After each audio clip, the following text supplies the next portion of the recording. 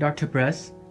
So if a student was gonna come and tell you that the way you're teaching your class is not effective to the way students are learning these days, how would you change the way you conduct your class so that it will fit the way students learn and bring out the best productivity in them? Well, one of the changes I've thought of making, and that might be, hearing that might be the impetus to do it, would be adding some sort of gamification to the class where I'm not sure whether it was like awarding badges for certain skills gained, or what would be ideal is if somebody could somehow create a computer game that led us through the material, but I don't have the technology to do that myself.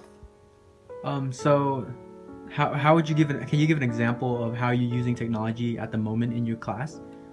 I think I use several forms of social media in in my classes.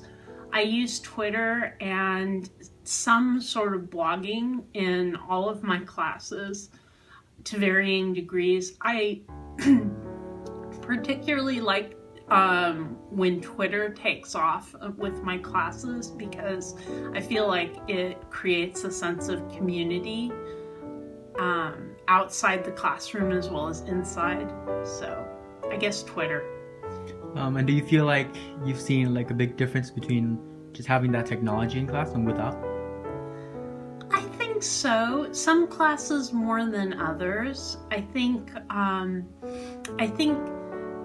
blogging particularly, students can get very excited about doing that type of writing as opposed to doing a traditional research paper.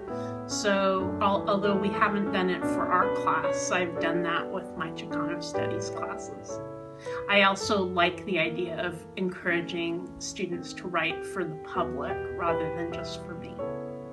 Well, thank you, Dr. Perez, and wish you a good day. Thank you, Tony.